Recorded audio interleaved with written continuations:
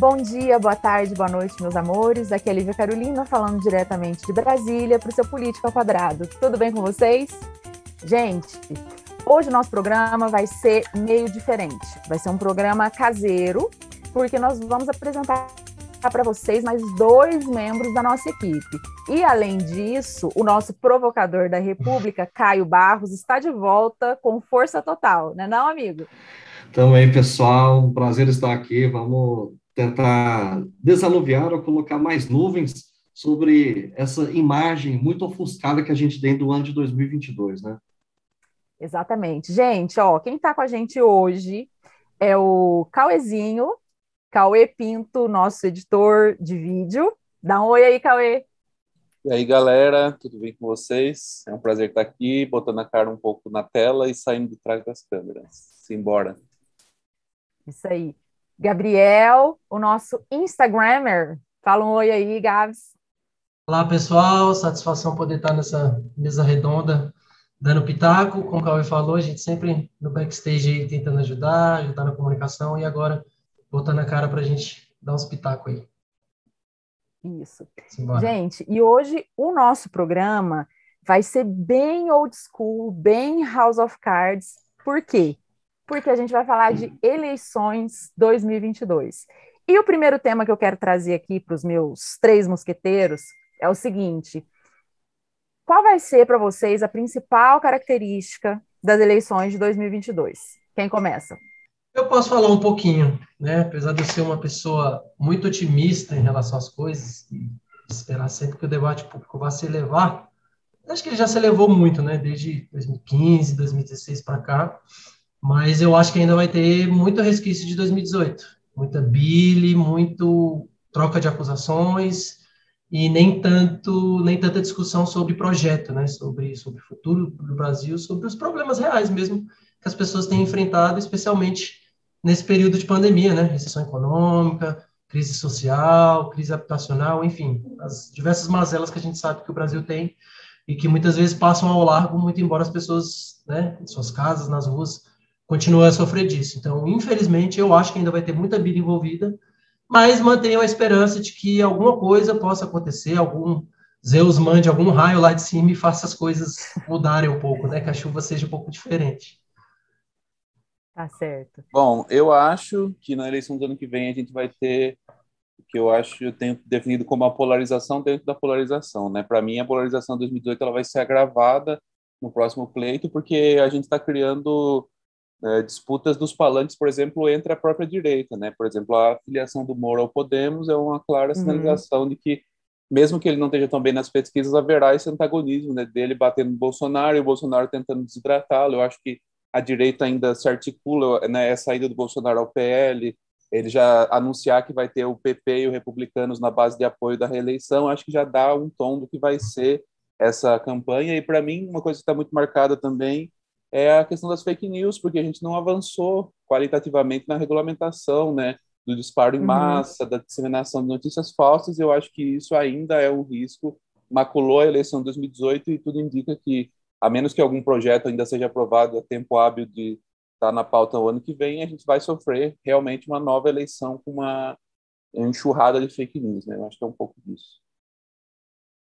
Bom, em uma palavra, galera, como é que serão as eleições de 2022? Eu falaria sangue. Sangue. É, por quê? Porque a eleição pressupõe uma campanha, e a campanha tem a ver com guerra, disputa entre adversários, né, para vencer essa guerra, que no caso da democracia vai se, enfim, culminar nas eleições, né? Então, assim, antes das eleições vai haver essa disputa, que é essa guerra, que é essa campanha. E essa campanha, ela vem sendo muito sanguinária desde 2014. A gente pode lembrar Uhum.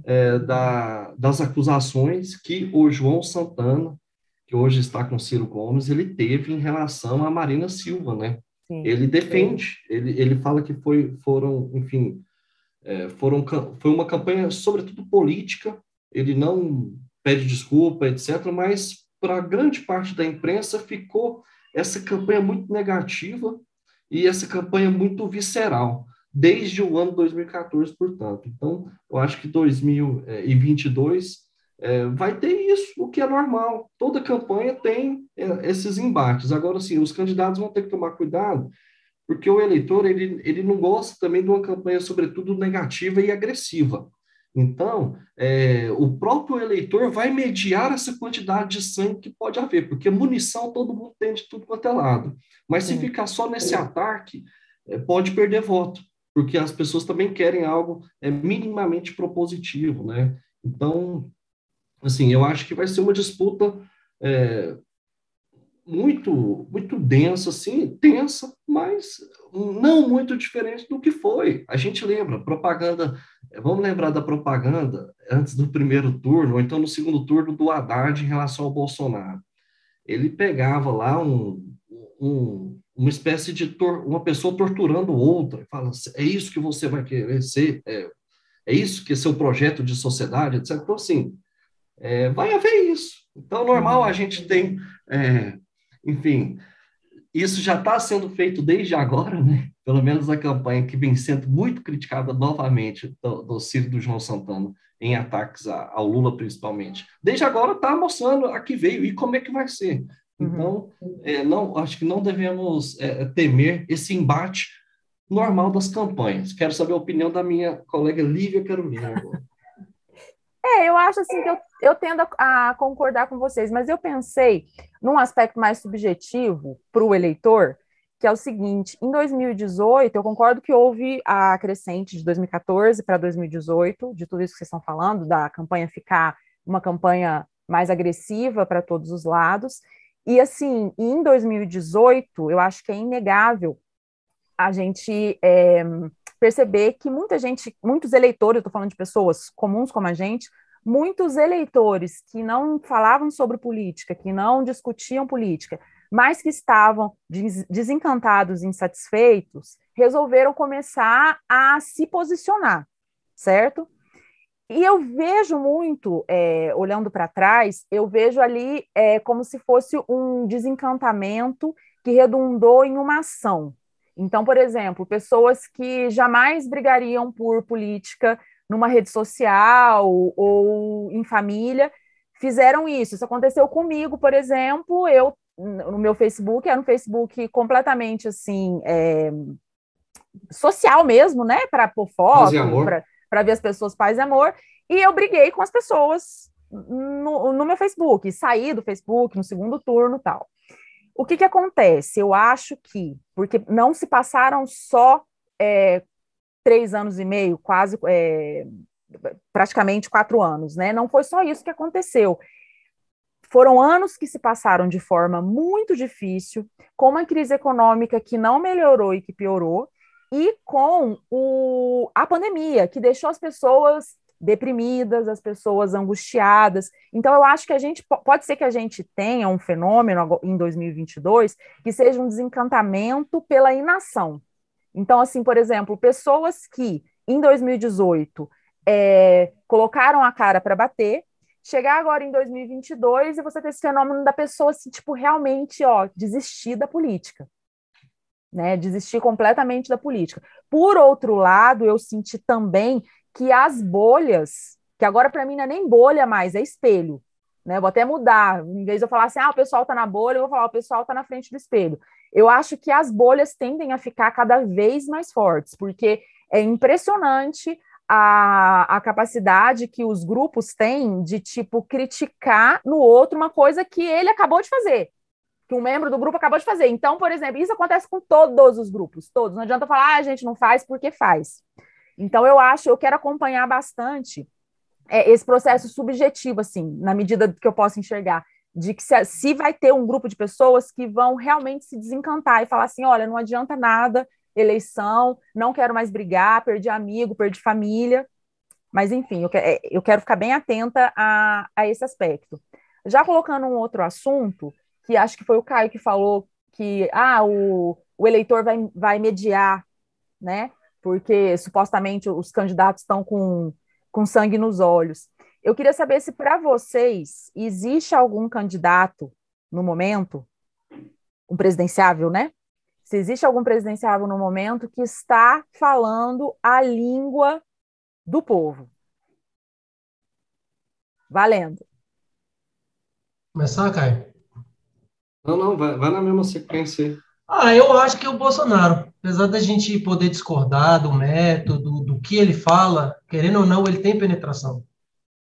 Porque, querendo ou não, ele representa uma parte significativa da sociedade que, inclusive, está com ele até hoje.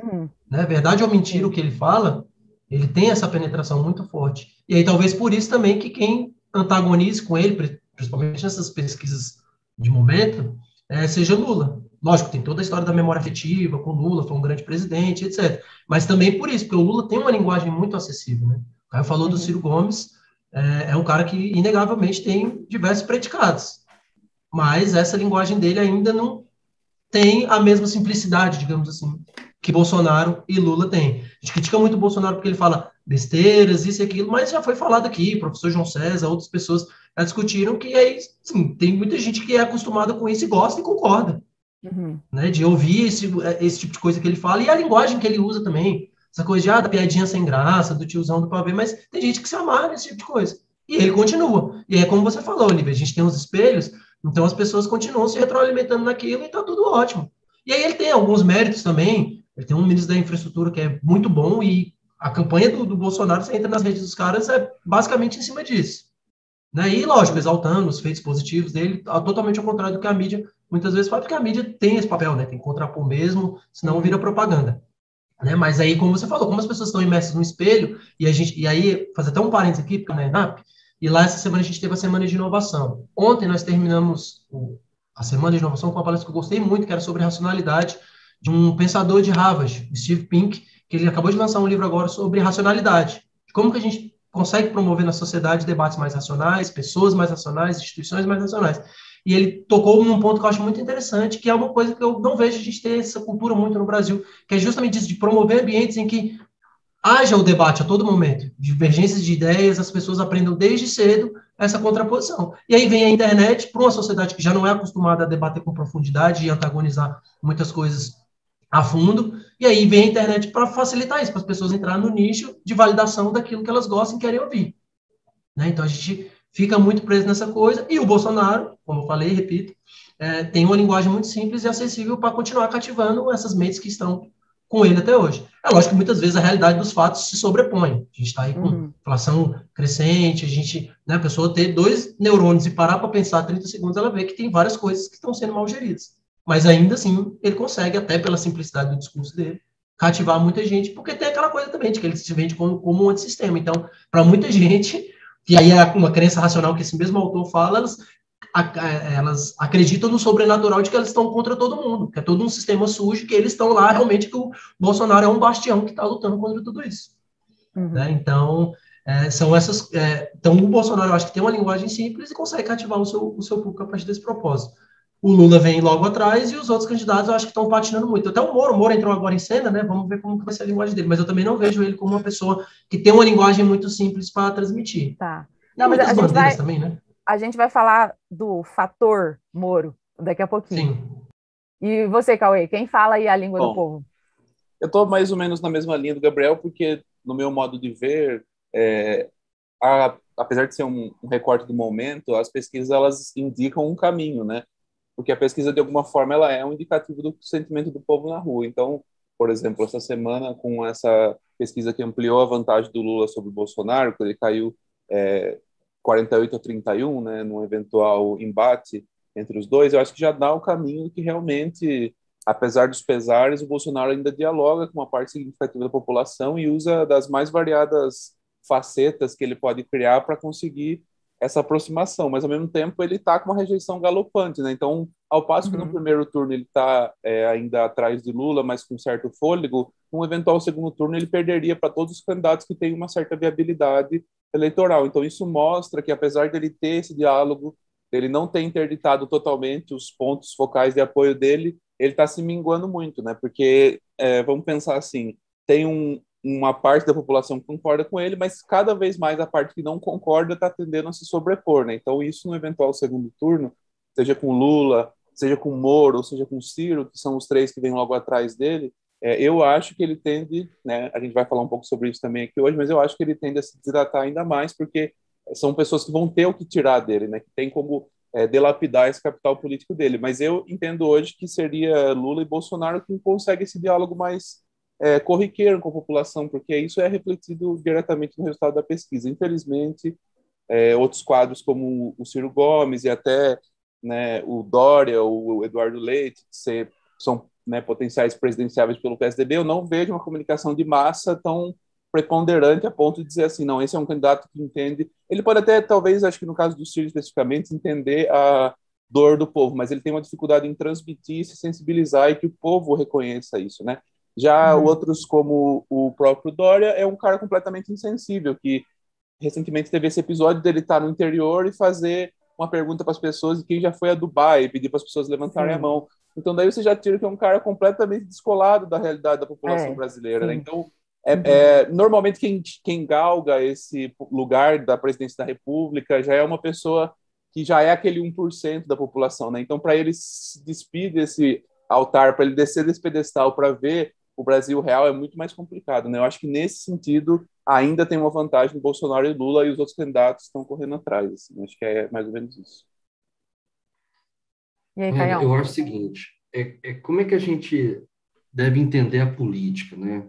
Como a gente vai, assim, fazer simplificações para ganhar a alma do povo, ou a gente vai fazer uma espécie de pedagogia para o povo entender os problemas, né? Então, no quesito simplificação, para chegar à alma do povo e atingir diretamente, não tem para ninguém realmente. O Bolsonaro, com todas as porcarias que ele fala, ele atinge certas pessoas, mas vem cada vez mais perdendo apoio, porque, enfim, a economia está batendo a porta, as dificuldades econômicas estão batendo a porta, etc. Então, existe um esgotamento também dessa questão do enfrentamento do antissistema. Mas ele usa bem, mas ele usa para simplificar, ele não complexifica nada, tudo é aquela linguagem extremamente, enfim, nada complexa e que, para mim, emburrece o povo e não faz a pedagogia necessária que deveria ser a política. O Lula, por outro lado, ele pega alguns motes e repete até o fim. Mas, para mim, é uma mera simplificação também. Devemos colocar o pobre no orçamento. Isso é uma coisa banal que qualquer panaca fala, toda hora. É só ficar repetindo isso, para mim, não é o suficiente. Para mim, não é uma forma de pedagogia das massas. E, além disso, a gente tem que ver a questão dos canais de comunicação, né? Quem tem máquina mesmo são esses dois. O Bolsonaro, porque tem o Estado na mão, e tem toda uma expertise na questão social, do WhatsApp e redes, né? E o Lula, porque tem um histórico e tem um partido muito grande, tem muita penetração assim, nos rincões do Brasil. Então, tem muito cabo levando esse discurso dele para as pessoas. Então, essa, para mim, é uma maior dificuldade dos outros candidatos, e não em matéria de conteúdo, porque, enfim, se a política fosse usada de uma forma de promover essa pedagogia política para as pessoas entenderem os problemas sociais que são complexos, se a gente tivesse meio para atingir a pessoa, eu acho que a mensagem não precisaria ser tão simples assim.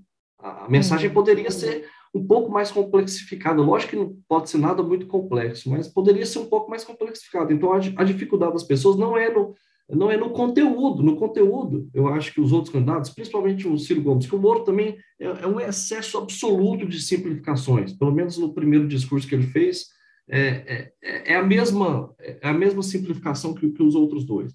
Mas faltam meios para levar a uma mensagem mais complexa e pedagógica para os rincões. Essa é a grande dificuldade, porque também as pessoas, pesquisa recente fala que as pessoas escutam e pensam sobre política, principalmente ainda a partir das grandes mídias, da televisão principalmente. Sim. As redes sociais ainda é uma coisa muito pequena, parece que nem 13% se orienta a partir das redes sociais.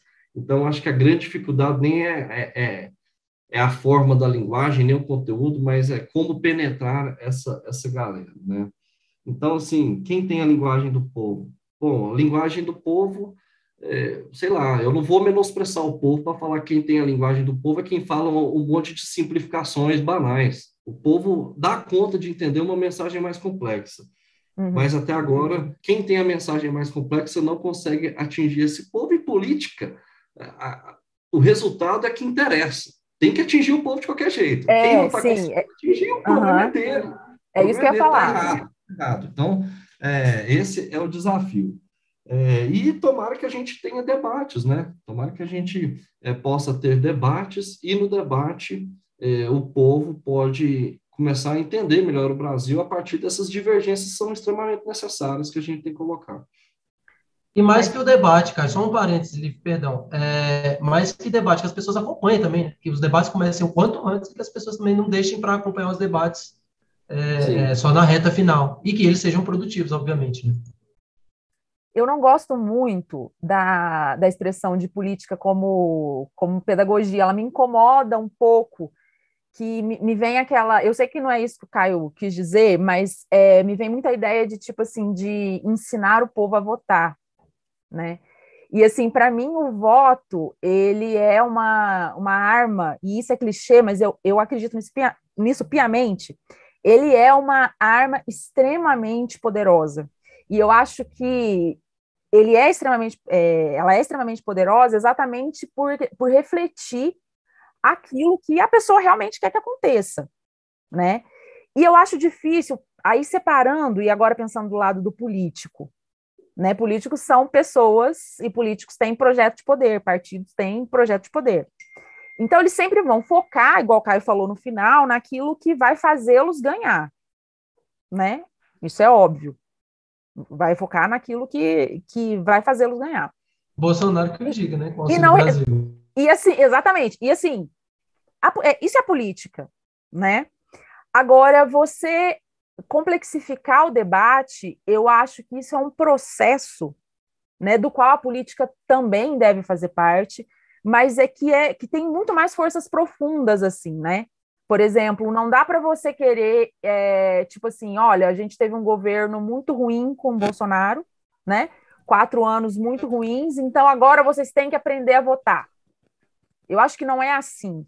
Eu acho que a gente tem que respeitar a maestria do povo, e no sentido daquilo de mediação que o Caio falou antes. Acho que a gente tem que respeitar a maestria do povo, porque é ele que vai votar, ele que é o alvo das políticas públicas, sejam elas boas ou ruins, e correr atrás dele. O movimento não pode ser contrário, entendeu? Então, tipo assim, olha, eu vou oferecer algo nessa campanha porque eu acho que isso é certo, que é melhor para vocês. E pode ser que até seja mesmo, mas eu acho que a maestria é invertida. Eu acho que, na verdade, é o povo mesmo que vai tocar.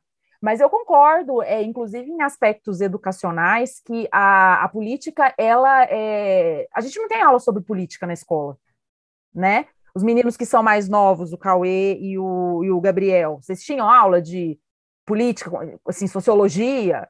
Nunca Entendeu? tive. Não é. É como se fosse assim, política é uma coisa que acontece de 4 em 4 anos. Então, eu acho que tipo, é um debate tão estanque, que fica assim, ou a política ela é aquela coisa que acontece de 4 em 4 anos, e eu só vou tirar vantagem, ou a política, ela é algo que deve ser assim completamente rechaçado, né? Que foi o que veio acontecendo com a gente no movimento da antipolítica no Brasil nos últimos anos.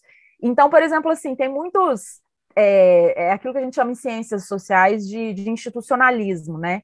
Que, tipo assim, o que importa são as instituições, e se as instituições estiverem funcionando, o povo tem que seguir os regramentos das instituições, o respeito às instituições, é óbvio. Isso é uma coisa que é para ser de Estado. Agora, instituições não ganham eleições.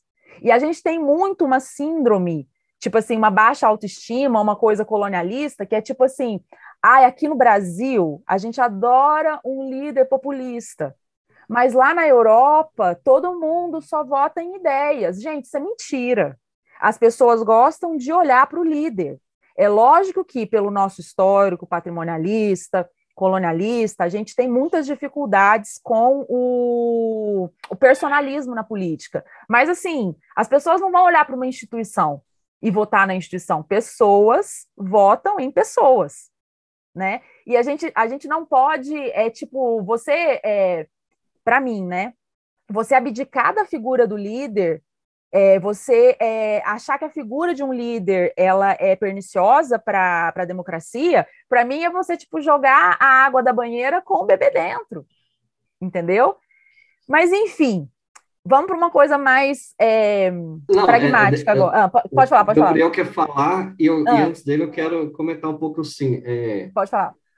Uma coisa que, assim, tem muito tempo que me angustia o que as pessoas falam, né? A imprensa fala do populista, né? Do líder populista. Eu acho que o líder populista pode ter ideias. Eu acho que pode ser muito importante para a transformação do país, do Brasil, e para o enfrentamento às classes que são as rentistas, são a galera que não quer mexer nos impostos que elas não pagam, entendeu? E que um líder populista, portanto, poderia ter essa capacidade de unir o povo e expressar ideias muito concretas, embora de maneira simplificada. Então, assim, por que é um líder populista, assim, de maneira geral? O Bolsonaro é um líder populista? O Bolsonaro é um líder populista. Por quê? Porque ele faz uma divisão da sociedade entre nós e eles. Então, essa é a primeira característica. E, de maneira muito simplificada, ele fala que os outros são os inimigos, né? Os outros vão destruir as nossas famílias, os outros vão, enfim, tornar os nossos jovens comunistas, vão trazer o socialismo, etc. Então, é uma maneira grosseira, muito ruim, e que eu acho que não penetra muito na alma do povo. Não penetra, ele tem 20 e poucos %, poderia ter muito mais. Mas é um líder, mas ele é populista principalmente por isso, por fazer essa divisão social. Se a gente tivesse um líder populista com ideias e fizesse uma divisão social clara entre nós, o povo, né, e essa pequena elite que não quer mexer em nada que diz respeito a reformas tributárias e ao papel do Estado em alguns setores econômicos, isso para mim seria maravilhoso.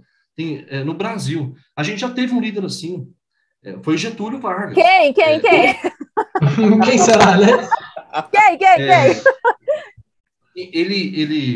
Ele só teve um período assim, né? Porque na maioria do período que ele governou, ele quis fazer amplas coalizões de classe, né? Então, isso diferencia um pouco um líder populista do não populista. Mas em determinado período, ele viu que tinha a elite avançando contra ele, tal, ele chamou o povo, né? E começou a pedagogicamente explicar o que estava acontecendo ali para o povo, e a carta testamento dele e alguns discursos dele do ano de 1950 por aí são assim muito expressivos e indicativos de que ele está tentando mobilizar as pessoas, ele está promovendo um engajamento político, ele está politizando a sociedade para a sociedade enfrentar e também ser uma trincheira para não deixar que a elite mais predatória e os interesses internacionais avançassem contra algumas conquistas que já haviam sido conquistadas, entendeu? Então, assim, eu acho que o líder populista ele pode ter um papel importante no Brasil, embora a imprensa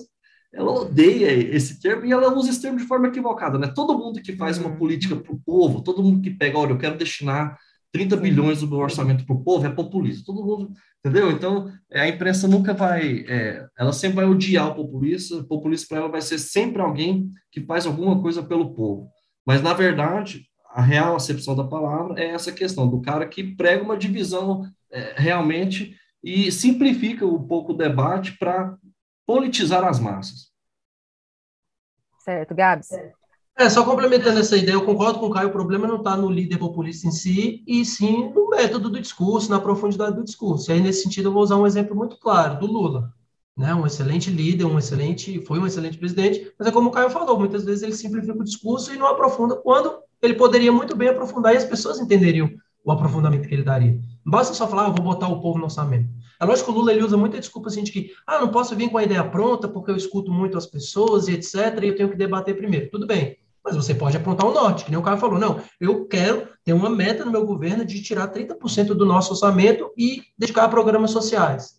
Tudo bem, talvez aí muita gente vai falar que ele vai queimar largada, fechar portas, etc. Mas dá alguns tipos de ações mais concretas, porque senão fica tudo muito nessa coisa e ele, no caso dele especificamente, jogando em casa. E é o caso do Bolsonaro, por exemplo. Então, o problema não é ser populista. O problema, aí acho que é o Family Guy, que tem um sketch sobre isso, e fala, é o poder do discurso vazio. Né? Não é o problema não é ser populista com discurso vazio, como o professor Wilson Gomes colocou aqui, de você só trazer bile, ódio e ressentimento para aglutinar as pessoas. Não, a gente consegue aglutinar as pessoas em torno de ideias, de coisas positivas, de construções e etc. Sobre essa questão da política ser pedagógica, concordo com a Lívia também, a gente não tem que ter essa pretensão de achar que a política tem que vir e pegar o eleitor pelo braço. Mas eu concordo com o Marcelo Freixo quando ele fala que a luta é, acima de tudo, política. Por quê? Porque é papel da política também educar as pessoas. Não com um tom professoral ou ar de superioridade, mas de mostrar para as pessoas que muitas vezes, até pelos interesses das classes dominantes, dos jornais, dos meios de comunicação, que têm seus interesses também, muitas vezes debates importantíssimos passam ao largo da maioria da população. E não é porque são difíceis. Entendeu? O que acontece com a Petrobras, por exemplo, lógico, pode ser difícil no começo para uma pessoa que não está acostumada a escutar sobre aquilo. Mas uma semana você consumindo aquele tipo de conteúdo, você começa a ter noção do que é ou não. E aí, parafraseando outra pessoa, o Ciro, que ele fala, nossa população, em sua maioria, ela é progressista. Se você falar de sistema público de saúde, de educação de qualidade pública, etc., a maioria das pessoas do Brasil vai defender. A questão é como que isso é apresentado para as pessoas, para elas fazerem uma escolha em cima disso, né? Então, a questão da Petrobras é emblemática, porque não dá prejuízo, quando dá lucro não vem para o povo, etc. E a gente fica nessa superficialidade das coisas, quando não é bem assim. E o último ponto que eu queria colocar é justamente isso, porque aí a política falha tanto nessa coisa da pedagogia, de trazer o cidadão para perto dos problemas reais e o que importa, e aí nisso o campo progressista erra muito, porque cai muito na vala do debate moral e cultural, que as pessoas vão se afastando, e principalmente aquelas que não têm apego às instituições. Aí, de novo, vou citar o autor que eu tinha falado, Steve Pinker, que ele fala, muitas vezes as pessoas mais engajadas já são aquelas que participam de instituições, mas outras instituições religiosas, filantrópicas, etc. Então, essas pessoas, você pode perceber, eleitorado evangélico, por exemplo, não pentecostal, ou pessoas que frequentam. Muito difícil eles não votarem, porque eles estão engajados em instituições, e dentro das próprias instituições, inclusive, aparecem nomes para eles, que vão ali representar eles. Já a pessoa que não é engajada em instituição, ela já está mais, como é que a gente fala? Exposta, né? Ou suscetível não vou votar e pronto. Tanto que a gente tem visto. Nos Estados Unidos não é obrigatório votar, o índice de abstenção é altíssimo. Não foi na última eleição porque pessoas se uniram em torno de tirar o Trump de lá. Mas no Brasil a gente tem um nível de abstenção crescendo a cada eleição e a gente não está debatendo isso também. Fala-se muito pouco no debate eleitoral. A gente foca nas pessoas, que é importante também, mas a gente também tem que entender por que 1/3 do eleitorado não está indo votar.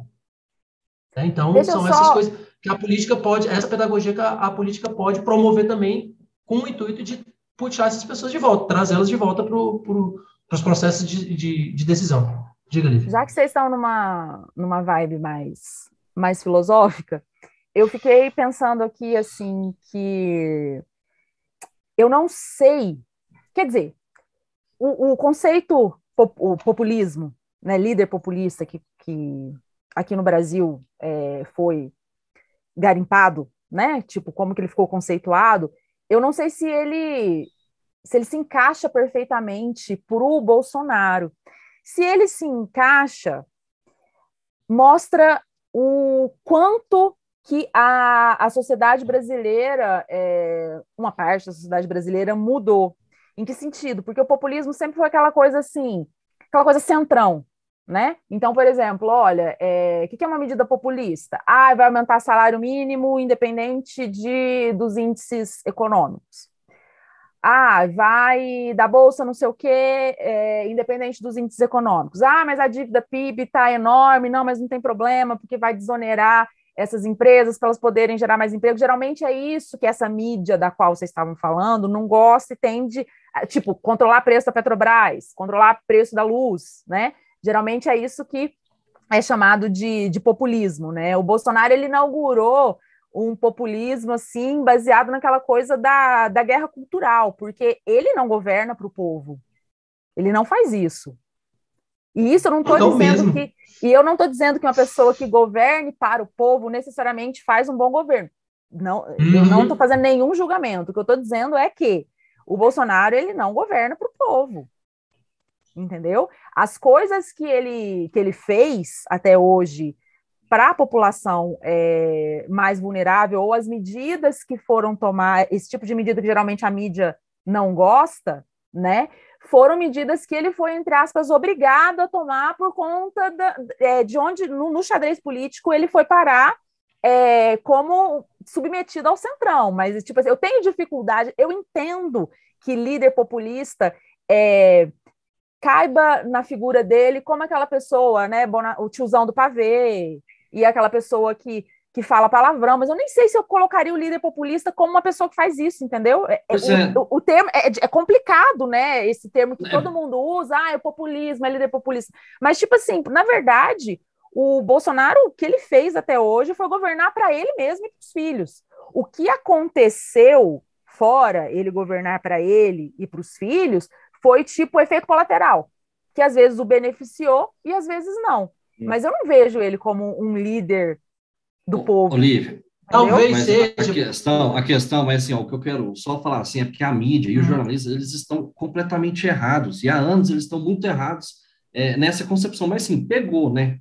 Esse mote pegou, o cara que faz política social é populista, mas sim, é um erro, é falta de estudo do jornalismo, talvez seja preguiça intelectual, porque se você pegar qualquer livro científico, assim, ou então é de pesquisador mesmo, que está sendo muito vendido sobre esse tema, cara, vocês vão ver que não tem nada a ver com isso, mas a mídia fica martelando porque no Brasil pegou.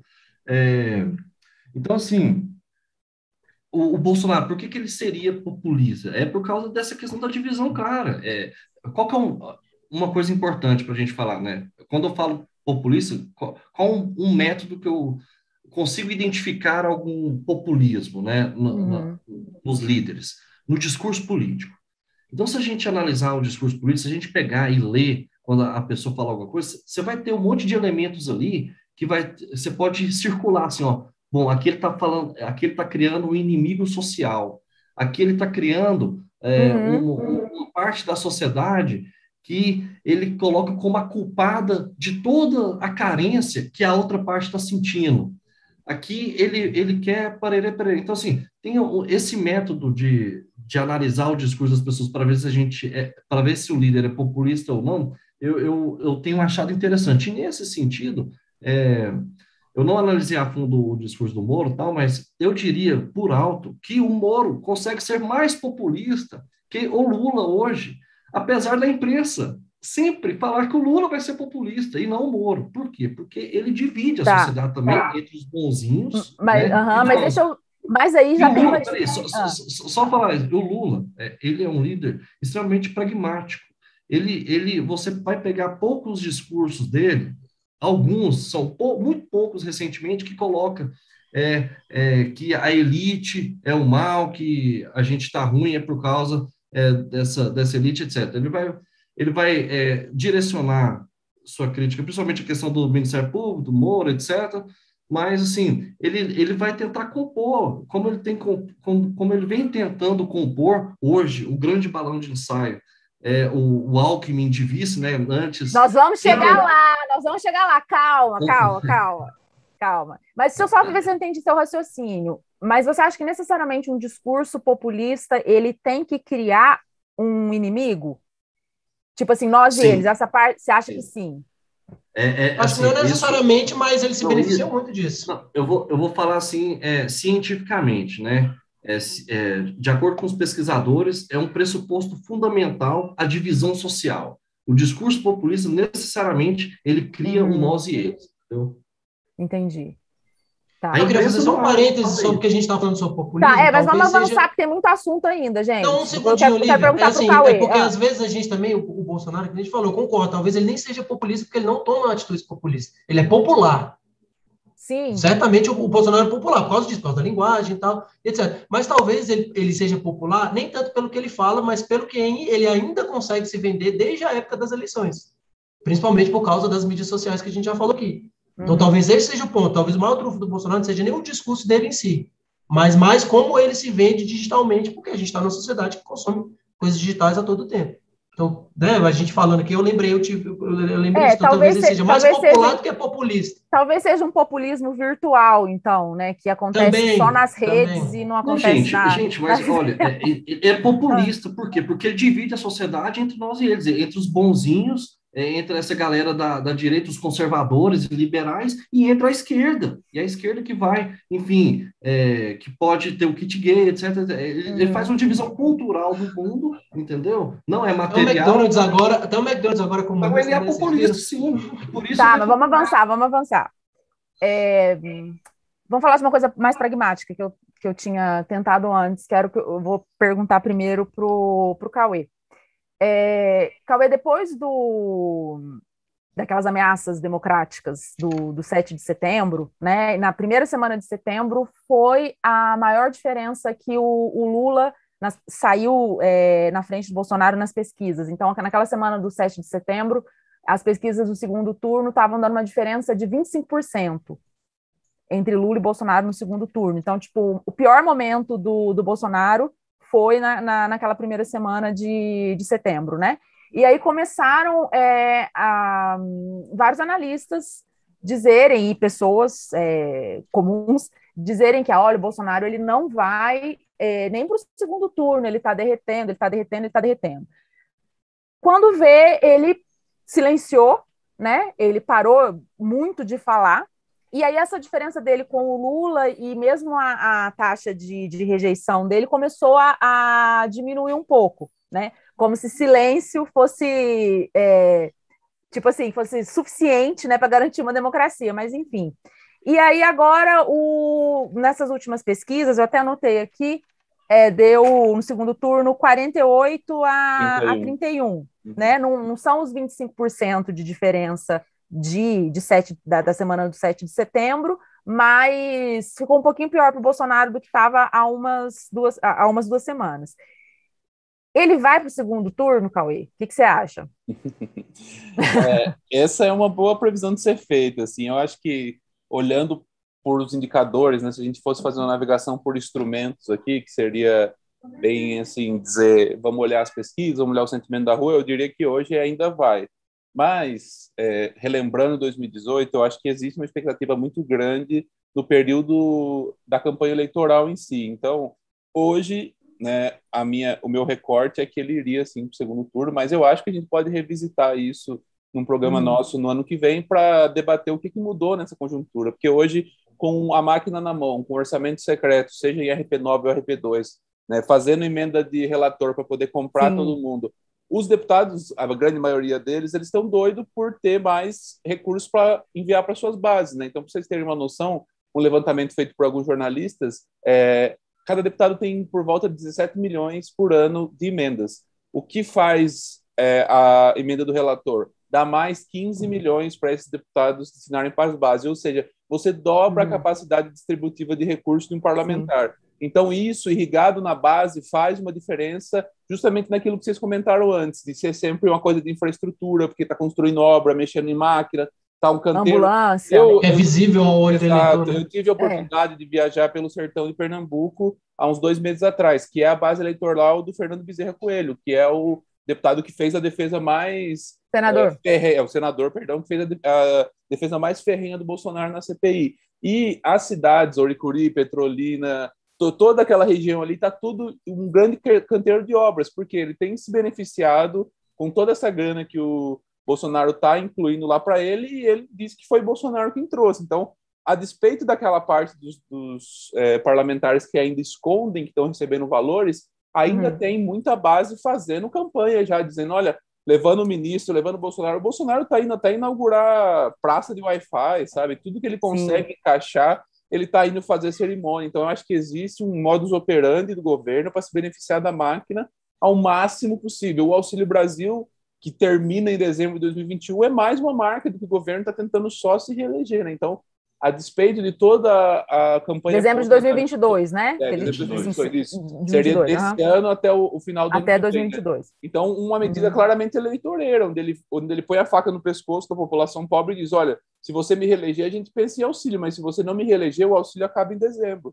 Então, ele tem feito N movimentos para tentar se garantir, pelo menos, no segundo turno. Aí, né, por isso, essa minha análise. Eu acho que hoje, com a máquina na mão, com todas essas denúncias que não prosperaram, né, a gente tem várias coisas, assim, por exemplo, o ministro do Turismo, o Marcelo, né, antes do do atual sanfoneiro, ele teve aí toda uma questão de candidatura laranja em Minas Gerais, foi implicado em um monte de escândalo de corrupção e nada aconteceu com ele continuou ministro por muito tempo, só quando o Bolsonaro cansou dele que trocou. Então, eu acho que não existe uma mácula grande o suficiente para impedir o Bolsonaro de estar no segundo turno. O que a gente vai ter que saber calcular no começo do ano que vem é se os fatores das alianças, se a construção, né, das candidaturas, de quem vai ser a coligação majoritária, se isso vai fazer diferença na balança. Mas olhando para a pesquisa, como você falou, que está dando 48% para o Lula e 31% para o Bolsonaro, a gente vê que vai haver um segundo turno, a não ser que o Lula seja capaz de cristalizar os votos ou de fazer aliança a um ponto de ganhar no primeiro turno. O que eu, sinceramente, não acho que está descartado. Eu só acho que no Brasil diverso, multiétnico, né, completamente fragmentado, é mais difícil de ter uma adesão de um, né, como o Bolsonaro diz, eu ganhei no primeiro turno, mas não ganhou, a gente sabe que não. E eu acho que o Lula vai também patinar para conseguir isso. Então, hoje eu acho que tem segundo turno e que seria, infelizmente ou felizmente, aí a gente pode debater mais sobre isso, acho que felizmente porque dá a possibilidade de tirar ele, mas infelizmente que vão ser dois antagonismos, né, são duas partes muito contrárias que vão radicalizar o discurso e de repente interditar a conversa. A gente vai passar a ter o que a gente teve em 2018, brigar com o familiar, discutir na rua. Eu acho que esses nervos eles vão continuar muito aflorados, né? Mas sim, acho que hoje ele ainda está, com todos os pesares, no segundo turno.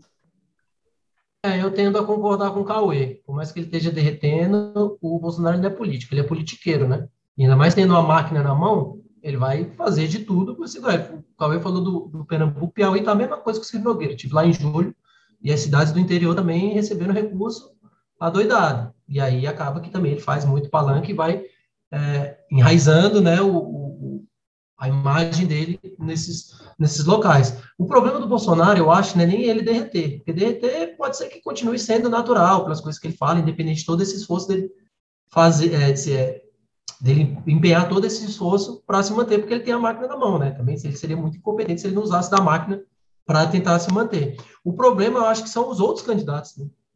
Que dificilmente conseguem passar dos 2 dígitos, porque não adianta nada, o Bolsonaro tem 20% dos votos, mas mesmo que ele chegue em 15%, se ninguém passar dos 15%, não vai tirar ele do segundo turno. Sim. Então, para mim, eu acho que essa que é a maior, e aí volta de novo aquela coisa dos indecisos e dos né, de quem se abstém de votar. De repente, já foi uma estratégia do Ciro, não sei como é que ele está em relação a isso, porque ele voltou a atacar muito tanto o Bolsonaro quanto o Lula, e não sei como o Moro pensa em relação a isso, o Podemos enxerga, mas é um eleitorado que você tem que, de alguma maneira, também, que pode ser o fiel da balança, né? Trazer essas pessoas que, justamente, alguns que votaram em 2018 e votaram por protesto, e, né, em sua grande maioria votaram no Bolsonaro, mas ainda tem muita gente que está totalmente alheia ao processo eleitoral. Então, de repente, seria uma boa estratégia eleitoral olhar para essas pessoas. Mas, repito, acho que, independente do Bolsonaro estar desidratando ou não, as outras opções é que tem que ganhar pontos e conquistar mentes e corações. Cara, eu não vejo o Bolsonaro desidratando, não. Não tem nenhuma... existe uma rejeição aumentando, mas ele mantém uma base fiel e tem a máquina, e a máquina... A máquina é ela pesada. é muito determinante, cara. Uma máquina... Cara, ele tá fazendo o que tem que ser feito e qualquer um faria, galera. Ninguém de esquerda e de direita faria diferente. Realpolitik. Isso, é isso. É realpolitik. Todo mundo faria isso, ele está fazendo bem. Ele está fazendo bem para assegurar a sua reeleição. Então, agora chegou alguém para disputar os votos dele, né? Que é o Moro. Gente... Nós vamos chegar lá, calma. Todo mundo queimando largada hoje. Vamos acelerando, porque faz parte do argumento. Para mostrar que, para responder se ele vai estar no segundo turno ou não. Assim, se depender do Moro, galera, o Bolsonaro, ele ganha fácil demais, gente. O Moro, a Carla Zambelli, antes do Moro sair do governo, falou, olha, se você sair, o governo vai acabar, não sei o quê. Todo mundo tinha aquela esperança de que o governo ia desidratar. O Moro não fedeu nem cheirou, galera. O cara não sabe discursar, não sabe chegar às massas. Os únicos eleitores do Moro ferrenhos são o Estadão, Globo, Veja, etc. Esse pessoal, graças a Deus, o povão não lê essas porcarias. Então, assim, a verdade é essa, o Moro vai ter a máquina da mídia e de parte da elite financeira vai agregar. Olha que tragédia, né, gente? Então, eu acho que o Cidadania vai estar na chapa do Moro, o Novo vai estar na chapa do Moro. Agora, a tragédia em relação à cidadania, né? 100 anos em 2022 de Partido Comunista Brasileiro, né? E agora... O Brasil não é para amador, não. O Alessandro Vieira sendo vice de Moro, né? Ontem o Roberto Freire deu uma declaração e está havendo essa composição, essa conversa. Então, é possível que o Moro agregue boa parte desses órfãos do lavajatismo, né, enfim, que são partidos políticos, né, porque talvez é incoerente também a gente ter partido político apoiando o lavajatista, que destruiu a política, né, mas, enfim, Moro não, Cidadania, Novo, partes do DEM, DEM não, acabou, mas da União Brasil, com certeza, parte do DEM vão apoiar o Moro. Com certeza. Talvez a coligação dele seja até grandinha, mas sendo uma pessoa que é completamente sem carisma, né? Tendo um discurso totalmente pasteurizado, um discurso, ele vai ficar repetindo, reformas, reforma, vai ficar repetindo corrupção, o povo não está interessado em corrupção, o povo não está interessado nisso, o povo está interessado em inflação, em desemprego, em fome, em salário, ele não tem nada a falar sobre isso, a não ser repetir as mesmas ladainhas assim, que os jornalões já estão repetindo há 10 anos. Né? Então, assim, eu acho um candidato muito fraco para lidar com o Bolsonaro. Então, portanto, em relação ao Moro, o Bolsonaro pode ficar tranquilo. Agora, em relação ao segundo turno, é muito difícil para o Bolsonaro mesmo, mas desidratar muito só se a gente, enfim, continuar com um apocalipse econômico mesmo. Se continuar assim, ele pode cair. Gasolina agora, R$10. Gasolina R$10, aí o negócio descamba, eu acho. Aí Deixa eu só dar a minha opinião sobre essa coisa do Bolsonaro no segundo turno, e aí a gente já continua no Moro, já que o Caio já deu aí um panorama. Eu acho também que ele fica, né, no segundo turno. Eu já cheguei a achar que poderia estar havendo uma desidratação, mas aí o Centrão se posicionou, se assenhorou do processo, e o Lira, com o pragmatismo irresponsável dele, tá como um trator, né? Tá como um trator. Então, assim, eu acho que ninguém faz melhor do que Ciro Nogueira, lógico que deve ter outros, né? Mas dos mais famosos, Ciro Nogueira, Lira, fazem melhor essa politicagem de fazer o dinheiro chegar lá na ponta do prefeito, que vai ser o responsável por eleger o deputado, porque os prefeitos, todo mundo sabe, né? Mas nunca é demais reforçar.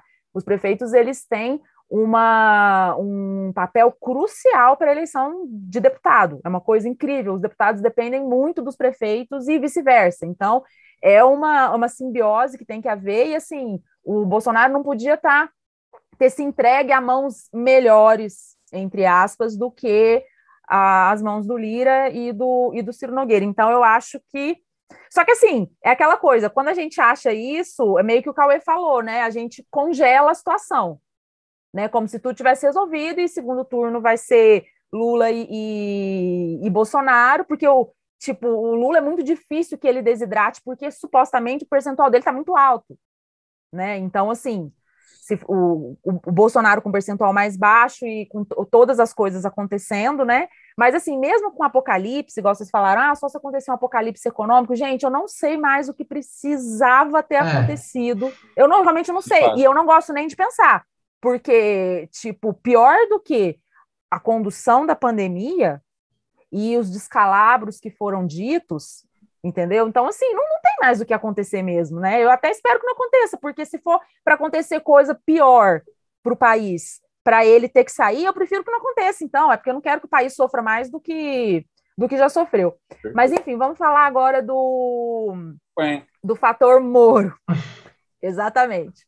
Os meninos querem falar alguma coisa? Eu acho que eles estão com a mão levantada. Não, porque já entra no Moro, né? Mas vamos lá, eu só discordo do Caio um pouco, porque aí pode ser um assunto para um outro programa, de repente a gente aproximando eleições e, de repente, algumas alianças serem confirmadas. Mas eu não vejo incongruência do Cidadania apoiar o Moro, muito pelo contrário, né? Porque isso é um tema, inclusive, que a Heloísa Helena tocou aqui, que é a questão de que o povo quer saber da inflação e tal, porque a economia está em frangalhos, então é o que está sobrepondo, é o preço das coisas. Mas as pessoas no Brasil sempre foi, historicamente, a corrupção ela está conectada com a polícia, com a política. Essa coisa de, temos que limpar o sistema político, etc. Então, o Cidadania ter essa movimentação de apoio ao Moro, primeiro que já tem os quadros, que ele, dando abertura para os quadros, ele está se abrindo para essa pauta, dando força para essa pauta do combate à corrupção, principalmente com o senador Alessandro Vieira, e segundo, que aí toca no ponto de que o Azedo falou aqui, que é o próprio partido se reestruturando e tentando entender as dinâmicas dele próprio, interna, e como que ele interage no jogo político. Então, talvez o Cidadania...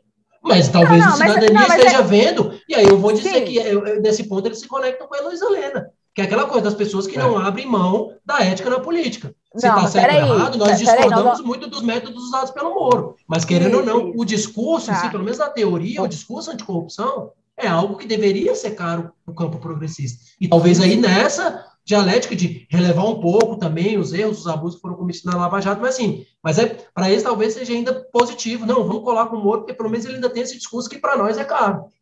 Né? Então, tem essa coisa que a gente tem que ponderar. Deixa eu plasmar a situação, vamos deixar a Cidadania tomando as decisões deles ali, vamos falar de uma forma mais geral, né? O Moro, ele finalmente se filiou ao Podemos e, né, foi super incensado, foi aqui no Ulisses Guimarães, a cerimônia e tal, não sei o quê. Só que, como não se pode agradar a todo mundo, líderes do Podemos na Bahia e em Pernambuco, que estão a fim de fazer alianças com o PT, acharam ruim, e um líder do Podemos, que me foge o nome, no Mato Grosso, também achou ruim, porque lá ele quer apoiar o Bolsonaro. Dessa ala do Podemos da Bahia, o deputado federal Bacelar falou uma coisa muito interessante, ele disse o seguinte, sobre a entrada de Moro no partido dele, abre aspas, preciso entender se agora Moro reconhece a política como a atividade mais nobre do ser humano. Fecha aspas. E, assim, uma coisa que eu queria deixar... E falar do Moro é complicado, né? Por exemplo, essa semana eu postei uma opinião minha no Twitter sobre o aparecimento dele na mídia, e aí perdi seguidores, eu vi lá, mas não tem problema, gente. Tem que deixar as pessoas darem as opiniões dela, entendeu? O fato do Moro é o seguinte, gente. A gente associa muito o Moro ao que foi feito com o Lula, ou ao Moro com a Lava Jato.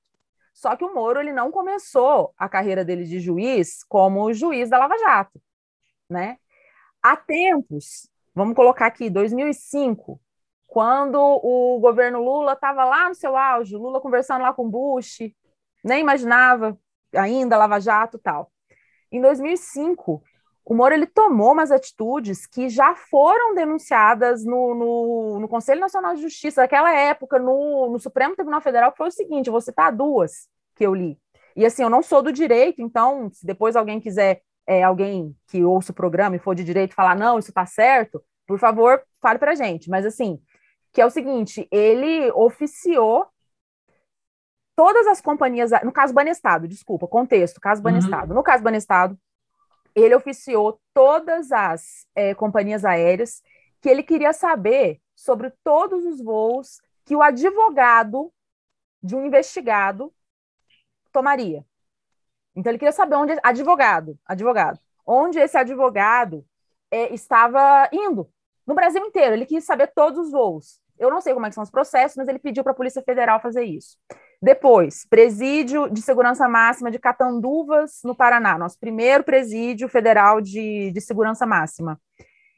Ele que era o juiz responsável pelo presídio, também não sei como funciona isso, como que é essa relação do juiz com cada presídio, mas ele era o juiz responsável pelo presídio, e ele começou a filmar e a gravar as conversas que os acusados desse processo dele tinham com os seus advogados e com seus familiares.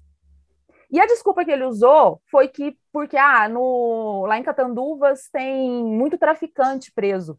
Ué, mas é um presídio de segurança máxima, lógico que vai ter traficante. Para mim, isso é arrepiante, completamente arrepiante. Eu não estou falando nada de PT, não estou falando nada de Lava Jato, esquece esse povo.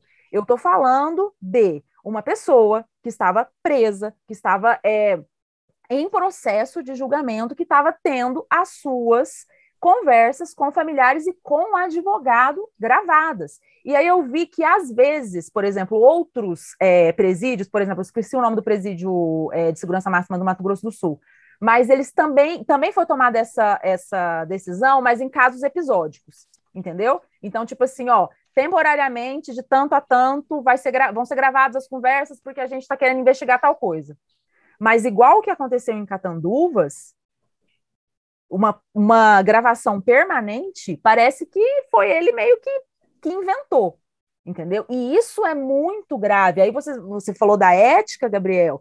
Eu acho o seguinte, eu acho que a gente não pode trocar o líder, acho que eu até falei isso no programa com o Hollenberg, a gente não pode trocar o líder populista pelo líder judicialista, entendeu? Porque não existe nada... Concordo totalmente com você. Não existe nada pior do que... Porque o que acontece com o populista? O que é o líder populista? O líder populista é aquele que comete um monte... No nosso imaginário, tá? Não estou falando conceitualmente.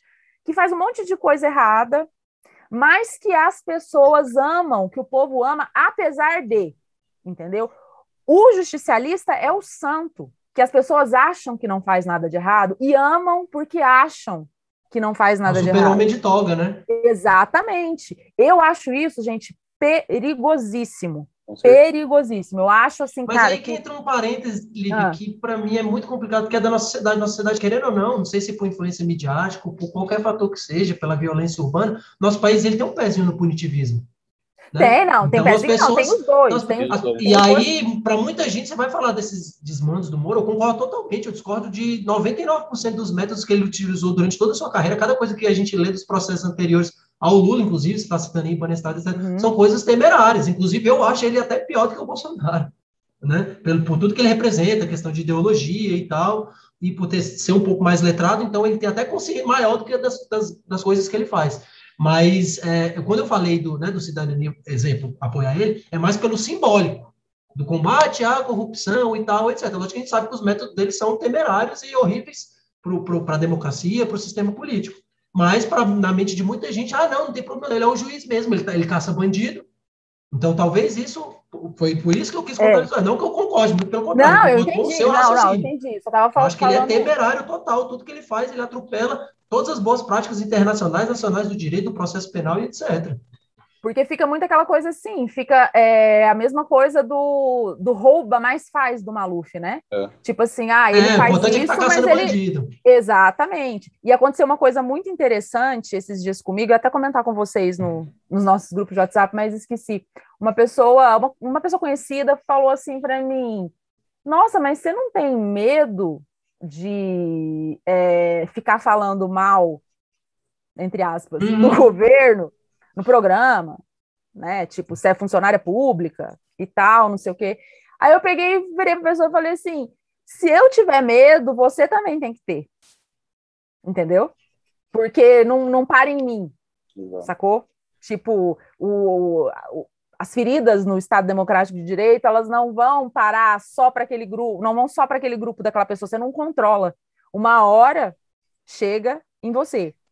Mas, assim, politicamente falando, eu acho que, eu concordo, pegando o argumento do Caio que ele falou lá atrás, que é o seguinte, a mídia está em cima, né? A mídia ela está tentando. Tá fazendo campanha antecipada. Tá fazendo campanha antecipada. Ela a Organização Globo, ela vai fazer o possível e o impossível para pintar o Moro como essa alternativa. Pode ser que ela desista face em face de todos esses desafios que a gente colocou aqui dele como político mesmo, né? Uhum.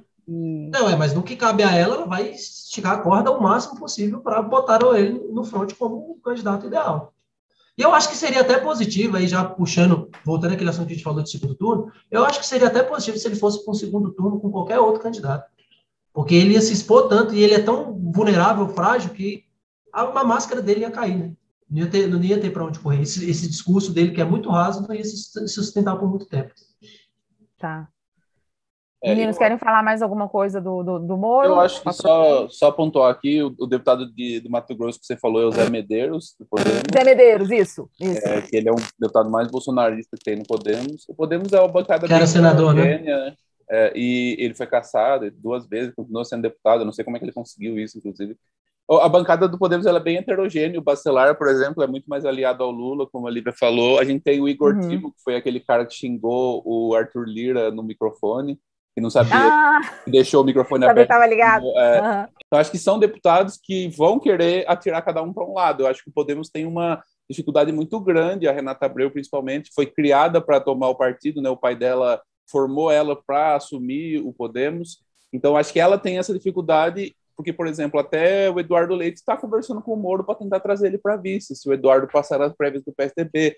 Então, acho que não está nada dado quanto à candidatura do Moro. O que existe é, assim, uma filiação ao Podemos, onde ele pode concorrer a senador pelo Paraná até a presidência da República. O Dallagnol já anunciou a filiação para o final do mês para ser deputado federal pelo Podemos também. Então, eu acho que forma-se essa aliança lavajatista, e aí, nesse sentido, eu acho que existem outros partidos que estão pensando nessa adesão, porque é um discurso que pode até não ser real, mas cola, né, gente?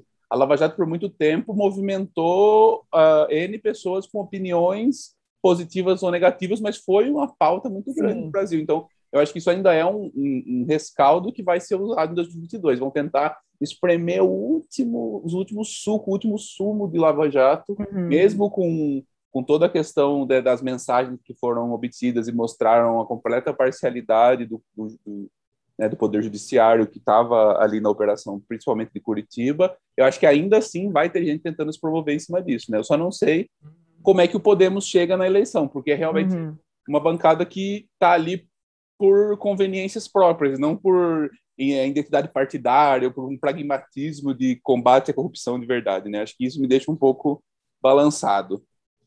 Certo. Gente, antes de eu chamar o nosso desafio, eu quero... Não posso deixar de falar de uma coisa, viu, Caião? E vai para você. Os vice-presidenciáveis. O que vocês acham? Lula Alckmin, Sirena, Bolsiro. O que vocês estão achando? E qual desses 3? Que seria, né? Lula Alckmin, Lula e Alckmin, Sirena, Ciro da Atena, e Bolsiro, Bolsonaro e Ciro Nogueira. O que vocês acham dessas possibilidades? Eu já tinha mencionado aí o do Lula Alckmin, né? Que é a última novidade do momento. Eu acho um bom movimento político do Lula. Eu acho bom ele tentar sair realmente dessa esquerda mais estrita, né? PSOL, PCdoB, etc. Então, pode ser um ponto positivo para ele. Agora é o seguinte, vamos deixar claro a incoerência da militância, que sempre que tem outro candidato de esquerda que se aproxima da direita, virou de direita, etc., agora já estão incensando o Geraldo Alckmin. É chocante. Mas assim, todo mundo faz isso, jogando flores e rosas, né? Fazendo cama de rosas para passar. A militância assim. É isso. Agora é o seguinte, mas vamos lembrar também de uma coisa, gente. O Alckmin, ele está sendo extremamente insensato por essa militância, etc.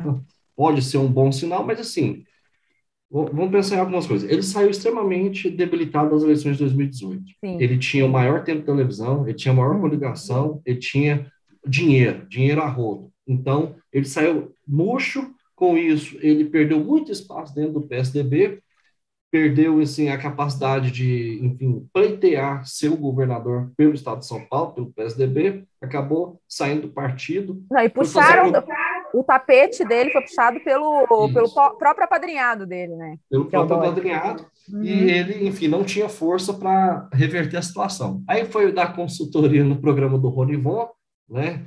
E agora aparece no PSDB. Mas também no PSB. PSD, caçado. Mas agora é PSB. Não, ainda ou não PSB? decidi, ainda não saiu. Ele não se filiou, eu acho que é só a partir do dia 21 de novembro. Então, ainda assim, não. Se for o PSB, galera, se for o PSB, pode ser um ótimo momento para o Lula, mas indica que foi muito bom também para o próprio Alckmin, que saiu tão debilitado e saiu também para um partido que ele não pode ser candidato a governador, porque o candidato já é o Márcio França, então ele está meio exprimido. Se ele sair desse limbo que ele está, político, e ascender à vice-presidência, é um golaço para ele. Por isso que ele está todo orgulhoso de ter recebido essa sondagem, etc. Né?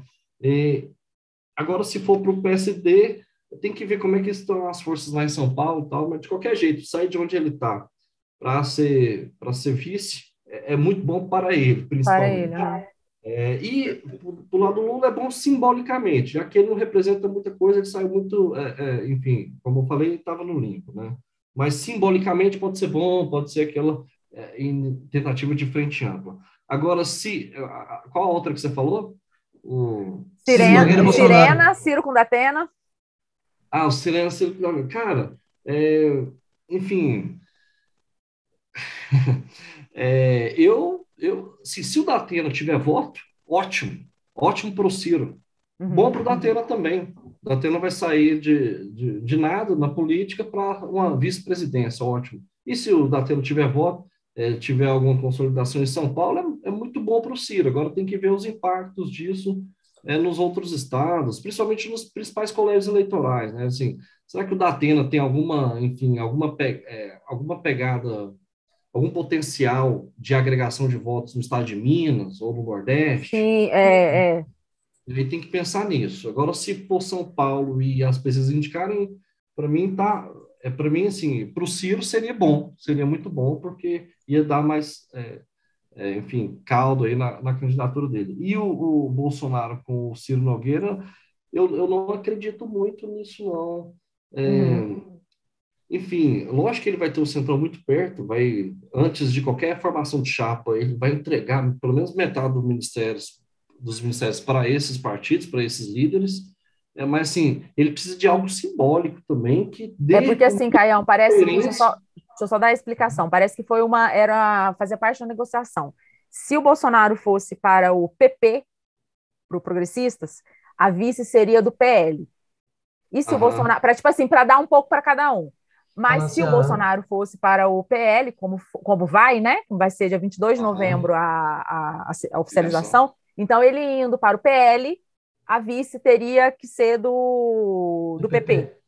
Né? Falaram também da Flávia, né? Eu acho que não está batido. Eu não acho que não está batido porque, por exemplo, o Bolsonaro cogita até Silas Malafaia pelos republicanos como vices, né? Porque eu acho que eu concordo com o Caio porque a grande pedra de toque tem que ser uma pessoa que some com o Bolsonaro, não pode ser um igual ao Bolsonaro. O Bolsonaro em 2018 ganhou com o Mourão, que era um igual a ele, porque o Mourão não agregava em nada, a não ser a consolidar mais ainda a ideia de uma chapa militar. Mas do ponto de vista da capilaridade, eu não acho o Ciro Nogueira um cara que abre portas, muito pelo contrário, ele é uma figura pesada, que já teve envolvida em N esquemas, que participou de N governos, mas aí o Bolsonaro também não acho que ele se importa muito com isso, porque ele está indo para o PL do Valdemar da Costa Neto, que é um dos pivôs, junto com o Bob Jeff, do mensalão petista. Então, a que ponto a gente, né, até onde essa corda vai ser esticada? Eu acho que também é muito relativo a gente esperar que o Bolsonaro revolucione com o vice. De repente é isso que a Lívia está dizendo mesmo, ele vai pegar a pessoa que der mais base eleitoral para ele, ou mais dinheiro de fora, ou mais, né, não vai ser assim, vai vir um cara com virtudes para suavizar o Bolsonaro. Eu acho que isso é muito mais difícil de acontecer do que ele pegar alguém por fisiologismo, é como, né, por estar pendurado ao centrão e dependente, né, numa esfera muito mais íntima de governabilidade, atrelada ao PL, ao PP, aos republicanos, a esses partidos que compõem a base, né? Eu acho que é mais assim. Eu concordo com quase tudo, eu só discordo um pouquinho na questão do Ciro Nogueira. Assim, muito embora eu concorde que ele não acrescenta muito o Bolsonaro, que ele precisa de uma pessoa que seja mais diferente, que venha somar coisas que ele não tem ainda, mas, por outro lado, o Ciro Nogueira é mestre de fazer essa política pequena, digamos assim, que a gente estava falando, de fazer chegar na ponta. É um cara que, como poucos, lá dentro do Piauí ele tem uma penetração muito forte, e lógico que isso pode ser expandido para todo o Nordeste, ele já tem o Arthur Lira também do lado dele, e etc. Mas concordo com o Cauê quando ele fala que, de repente, seja mais inteligente para o Bolsonaro achar um cara como o Silas Malafaia, que ajude a potencializar, que reverbere voto, né? O discurso dele, não seja mais do mesmo, né? Mais um deputado de centrão, igual ao Bolsonaro foi toda a vida. O Ciro eu também acho muito positivo da Atena, mas concordo com o Caio, menos eleitoralmente e mais pelo partido em si. Porque se for um apoio homogêneo do partido, é um partido grande, que tem penetração, muitos deputados, então isso pode ajudar muito o palanque com o Ciro, muito embora o Datena seja um cara adstrito ao Sudeste. Né? No Nordeste são outros 1.500. E que não tem experiência, né? Não vai ser vai ser experimentado, né? Literalmente. Particularmente, eu acho que seria mais positivo, por exemplo, um Calil da vida, porque é um cara que tem máquina, que é um cara que teria um currículo para apresentar para a sociedade. O Datena, tudo bem, é um comunicador, etc., mas não tem nada de relevante feito na política. Mas, enfim, mas ainda acho que pode ser positivo. E o Lula, a mesma coisa também, é positivo, como o cara falou, principalmente por Alckmin, que sai de um limbo, onde ele estava escanteado, lutando para ainda ter alguma relevância no cenário político, e volta na melhor maneira possível, que é no nível nacional. E para o Lula também, obviamente, porque amplia e meio que vai consolidando essa ideia da tal frente ampla, de que ele consegue dialogar com todos os setores, etc., mas fica a ressalva de dentro da militância, de quando outros atores tentam fazer isso, são taxados, são próprio Ciro, né? Porque está indo muito para a direita, fascistoide, etc. E o Lula sempre vai ser o revolucionário, o representante da esquerda pura, né? Do progressismo puro. Né? Isso só mostra que não, que o Lula continua sendo aquele cara do Lulinha Paz Amor, mas o Lula é bom político porque ele é puro pragmatismo, ele não está nem aí para essa militância que fica querendo ser revolucionário na internet. O Delfim Neto falou hoje, o Lula não é de esquerda, o Lula é pragmático. Então assim, só para amarrar, eu concordo, não tem problema nenhum nisso, é só a militância a gente ser um pouquinho menos hipócrita e aceitar realmente, não, o Lula é um cara de centro, e a gente vota nele aceitando tudo isso, porque se for falar assim, vou votar num cara que é mais à esquerda do espectro político, aí teriam outros nomes que estão muito mais, o Lula não é o representante da esquerda pura, progressista e etc. Mas, tudo bem, enfim, em termos de cálculo eleitoral, como o Caio falou, bastante pragmático e bastante positivo essa vinda do Alckmin. Eu acho que ajuda muito o Lula, principalmente a região sudeste, o Alckmin tem, né, o PSDB governando aí durante anos, tem uma imagem muito positiva, apesar de ter saído extremamente murcho das últimas eleições. Eu também tendo a ter uma visão, por exemplo, eu poderia muito bem, na minha imaginação, pegar o meu candidato a presidente preferido com o meu candidato a vice-presidente preferido e colocar numa chapa, mas, tipo assim, você quer... O ideal seria ser feliz e ganhar a eleição, mas no momento, o que você quer? Você quer ganhar a eleição ou você quer ser feliz, né? Eu sei que parece meio duro isso, mas, tipo, a gente está precisando, né? Vamos ver qual vai ser o melhor opositor e fazer isso da melhor forma possível. Eu achei que a justificativa que o Lula deu ontem, eu achei que ela foi extremamente inteligente. Ele é muito inteligente, né? Que ele disse o seguinte, ele disse que ele precisa de um vice com estatura presidencial. Porque, e aí eu lembrei de uma discussão que a gente teve nós aqui no WhatsApp, que eu falei para vocês, porque ele vai precisar viajar o mundo para refazer a imagem do Brasil. E eu lembro que quando a gente discutiu isso, eu parei do Brasil vai ter que ser refeita praticamente do zero. Exatamente. Então ele falou assim, olha, eu vou viajar muito, eu preciso de um vice com estatura presidencial. E ele vai precisar fazer isso mesmo, e o Lula gosta da área internacional. Eu arriscaria dizer que... Ele é bom nisso também, né? Ele é bom, ele é conhecido mundialmente, né? Ele é muito conhecido, ele gosta demais, ele gostava muito do Itamaraty.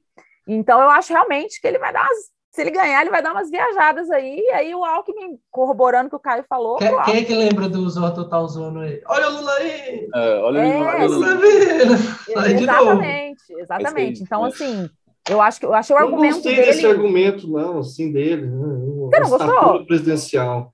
Mas faz sentido, Caio. Mas esse raciocínio da Livre faz total sentido. O Alckmin tem estatura. O Temer tem estatura presidencial também. Não, o Alckmin tem estatura presidencial. O Juscelino Alencar tinha estatura presidencial? Tinha também. Não, mas o cara foi governador do maior estado da nação, o estado mais rico da nação. Não, e outra coisa, não, gente, calma. O Alckmin disputou o segundo turno com o Lula em 2006. Pois é, eu ia dizer isso. Você entendeu? Aí ele foi, tipo assim, porque o Lula nunca ganhou de primeiro turno. Sim. Então, assim, ele é uma reverência, entendeu? Tipo, olha, o meu adversário em 2006, tudo bem que, tipo, aconteceu tudo isso com o Alckmin, ele, né, tava numa situação muito ruim, mas, tipo assim, a gente tem que olhar o passado também, né? O Alckmin disputou com ele ali pau a pau no segundo turno. Então, eu acho, assim, que ele quis dizer que, tipo, olha, a coisa tá tão ruim que eu vou ter que me ausentar e deixar uma pessoa aqui no meu lugar com uma estatura... Não, gente, o que é isso? Não, então, não, pelo amor de Deus, eu vou ter que me ausentar, porra.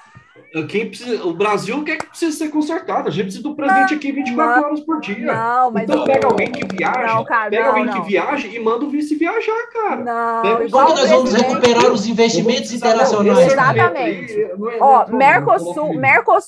Mercosul e China, filho, vai ter que ser diplomacia nível presidencial para a gente consertar o que foi feito. Vai adiantar mandar vice, não vai adiantar mandar MRE. Vai ser quem for que ganhe. Não tô dizendo Lula, não. Entendeu? Vai, tipo assim, vai ter que ir lá bater ponto em China. Tipo, olha, o presidente Congresso vai dar muito mais trabalho que isso, galera. Se o cara ficar na China, o Congresso aqui vai ficar fazendo coisa que ele não quer. Ele tem que fazer uma diplomacia congressual aqui, internamente. Vai ser o mais importante para aprovar um monte de coisa que tem que ser aprovada. Mas, por exemplo... O cara já está querendo deixar o Brasil já... Nem se elegeu. Não, ele está fazendo isso também, porque, tipo assim, falando em críticas de militância também, quando as pessoas criticam também, Lula foi falar com o Sarney, foi falar com aquele povo que, né, o Jucá, as velhas raposas, né? As velhas raposas. Com as velhas raposas, na verdade, eu acho que o Lula, ele fez isso não só por aliança pré-eleição, mas eu acho que ele já está pensando nisso aí que você está falando, Caio, porque, tipo assim, é diplomacia... Eu também só enxerguei dessa maneira. Diplomacia no Congresso, é pós-vitória, entendeu? Porque, tipo assim, ele não vai querer deixar acontecer de novo o que aconteceu com a relação da Dilma no Congresso, entendeu? Enfim, gente, ó, vamos agora chamar os meninos para o nosso desafio, Caio? Momento Jânio Quadros. Meninos, vocês estão cansados de saber o que é o Momento Jânio Quadros, mas deixa eu explicar aqui, vai ter alguém que está ouvindo pela primeira vez. Gente, o Momento Jânio Quadros é o quadro fixo do nosso programa. Como vocês sabem, o nosso ex-presidente Jânio Quadros, ele tinha o bucólico hábito de se comunicar oficialmente por meio de bilhetinhos escritos à mão. Qual é a proposta, então? Todo convidado que vem até aqui, ele vai se imaginar que ele acabou de ganhar a eleição presidencial. Então, o convidado acabou de se transformar em presidente do Brasil. E ele vai escolher uma pessoa, uma instituição, uma coletividade para ele mandar uma mensagem. Essa mensagem pode ser uma ordem, uma bronca, um pedido, um agradecimento, uma oferta de cargo no governo, um pedido de socorro, qualquer coisa. E claro que o convidado tem que compartilhar com a gente tanto o conteúdo quanto o destinatário desse bilhetinho, né, Caio? É isso, galera. Vocês já sabem de cor, vocês terão lá no panteão dos presidenciáveis que passaram pelo Política ao Quadrado, no nosso site, vocês vão ter os seus bilhetinhos afixados lá. Então, vamos começar com Gabriel.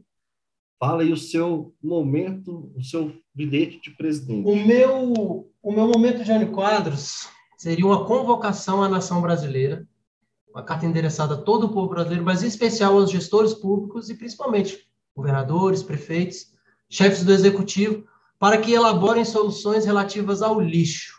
Eu tenho um raciocínio muito simples de que, enquanto o Brasil não entender o significado do lixo na sociedade, a gente ainda vai tropeçar muito para se tornar uma sociedade civilizada. É lógico que para ser uma sociedade civilizada não é somente isso, existem diversos outros fatores, mas não adianta desenvolvimento social, econômico, político, que seja, se a gente não tratar a natureza bem. A gente teve o Krenak aqui falando, a gente sabe, né, é antenado sobre as questões climáticas, a COP26 está aí com as pessoas exigindo cada vez mais soluções nesse sentido. E o lixo é parte importante nisso, porque é toda uma cadeia de empregos, inclusive, que pode ser gerada nesse setor. Então, a gente separar, reutilizar as coisas, porque a natureza dá tudo para a gente. E o Brasil é um país abundante em todos os recursos naturais imagináveis, matéria-prima. Não é à toa que hoje a gente paga nossas contas exportando matéria-prima, né, commodity. Mas a gente ressignificar justamente toda essa cadeia produtiva para desperdiçar o mínimo, para ter o mínimo de impacto ambiental e a gente conseguir reutilizar as coisas ao máximo. Então, e aí, por consequência, gerando empregos. Esse bilhete vai ficar muito longo, hein? E principalmente... Não vai caber os caracteres. Não, mas eu vou sumarizar ele numa sentença, Mas principalmente essa cadeia da indústria da transformação, que eu acho que seria uma indústria bastante interessante de nós desenvolvermos e destinarmos bastante recurso no Brasil. Então, a carta seria isso. Povo brasileiro, vamos cuidar do lixo, em especial gestores públicos e líderes do executivo, vamos sentar, fazer conferências e elaborar soluções para essa temática. Tá certo, presidente Gabriel. Presidente Cauê. Bom, eu acho que o meu seria um comunicado à nação.